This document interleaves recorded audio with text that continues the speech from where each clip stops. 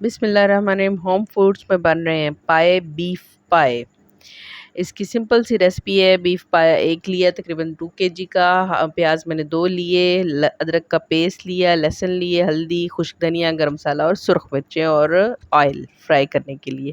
سب سے پہلے کوکر لیں گے. کوکر میں ہم ڈالیں گے پیاز اور تمام مسالہ جات. اس کو ڈال کے اس میں تھوڑا سا پانی ڈالیں گے اور اس کو ہم ہلکا سا ویٹ دے کے گلا لیں گے. اور اس کو فرائی نہیں کرنا، سمپل یعنی آئل میں ڈال کے فرائی کر کے مسالہ نہیں بنانا ہے. اس طرح گلا کے پھر بنائیں گے. پائے کے لیے ہمیشہ ایسے مسالہ بناتے ہیں.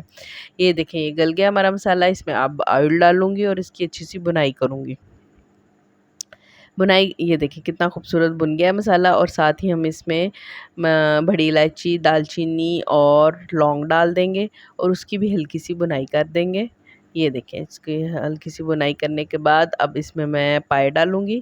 یہ دیکھیں جناب، میں نے پائے ڈال دیے اور پائے ڈالنے کے فوراً بعد میں نے پہلے 1 جگ پانی ڈالا، پھر 1 جگ اور ڈالوں گی تاکہ 1 گھنٹے کے لیے اس کو ہم نے ویٹ پہ رکھنا ہے، پانی کی کمی نہ ہو اور شوربے بھی رہ جائے اور بہت مزے کے اچھے گل جائیں. پائے جتنے اچھے گلے ہوں گے اتنا مزے کے لگیں گے. یہ دیکھیں میں نے دوسرا جگ بھی پانی کا ڈال دیا. اور ہاں، مجھے اپنی ماں کی ٹپ یاد آئی کہ جب بھی اس میں پانی ڈالیں تو اس میں چمچ نہیں پھیرتے، پھر اس سے یہ ہوتا ہے کہ بہت اچھے پائے گلتے ہیں. اگر چمچ ہلا دیں گے تو پھر پائے اچھے سے نہیں گلیں گے. جناب یہ پانی ڈالا، اس کو ویٹ پہ رکھوں گی، بند کیا اس کو.